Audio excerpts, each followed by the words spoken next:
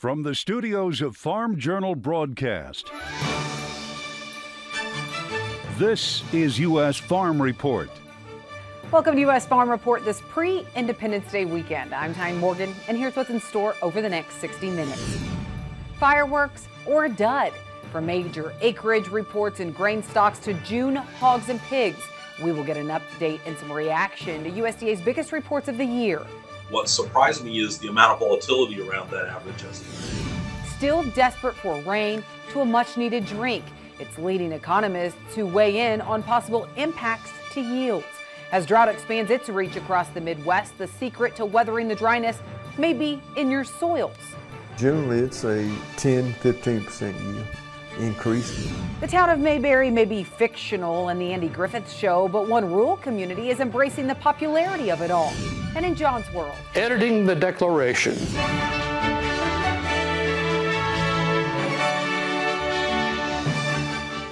Now for the news, USDA painting a clearer picture of what it says farmers planted this spring and summer with its annual June acreage report. That's as traders were closely watching the weather, plus the big reports from USDA. Some big surprises in USDA's June acreage report, with a spike in corn acres but a large reduction in soybeans. Both those were way off pre-report estimates. USDA shows farmers planted 94.1 million acres of corn this year. That's up from the 91.9 million reported back in March in the Prospective Plantings Report. The 94.1 million is also 6% higher than what farmers planted last year. The other surprise is soybeans. The June acreage report shows 83.5 million acres of soybeans were planted compared to the 87.51 million estimated in March. It's also 5% below last year. Cotton acres also seeing a slight drop at 11.1 million. That's down from the 11.3 million in USDA's March planting intentions survey and a whopping 19% reduction from last year. USDA also estimates farmers planted 49.6 million acres of wheat. That's down slightly from the 49.9 million in March, but still up 9% from last year. And as for grain stocks, those estimates also lower than what the trade expected. USDA shows as of June 1st, corn stocks are at 4.106 billion bushels, which is lower than the 4.35 billion at the same time last year. According to USDA, soybean stocks set at 796 million bushels, also lower than the 968 million in June of 2022. Wheat stocks, those are projected at 580 million, lower than the 698 million a year ago. We'll take a deep dive into all these numbers coming up in our roundtable. The dryness in the Midwest continuing to weigh on crop condition ratings. USDA putting the nation's corn crop at only 50% good to excellent and 51% of the soybean crop rated in the good to excellent category. That means this year's corn and soybean conditions are now the worst since 1988.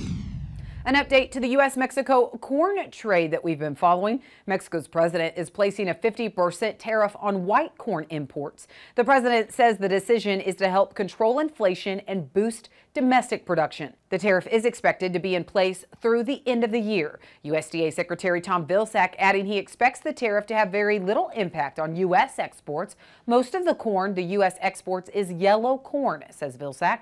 The decision follows a February ban for Mexican food companies preventing them from using flour made with GMO white corn. Vilsack says that decision had already essentially closed the market, and it's currently being disputed under the USMCA. USDA says roughly 1% of U.S. production is white corn. However, Mexico imports about 20% of that production. The EPA says it plans to revise the waters of the U.S. rule by September 1st. It follows the Supreme Court ruling in May that restricted the federal government's regulatory scope over certain bodies of water. While the agency has not provided details on how it will regulate wetlands until September, the Biden administration's previous WOTUS definition extended protections to almost all streams and wetlands nationwide. USDA announcing plans to invest nearly $500 million to increase the availability of domestic biofuels.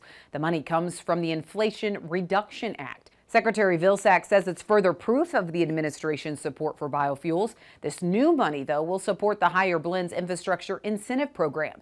It's a cost share for fuel stations to help them build or retrofit higher blend infrastructure.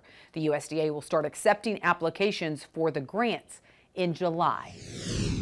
All right, that's it for the news. Will rains be significant enough to finally change the growing drought picture across the Midwest? We'll have a check of your forecast next. Registration is open for the 2023 Pro Farmer Crop Tour, August 21st through the 24th. Attend one of our nightly meetings or join online as we gain insight on the 2023 growing season. Visit profarmercroptour.com/register to select the stop nearest you.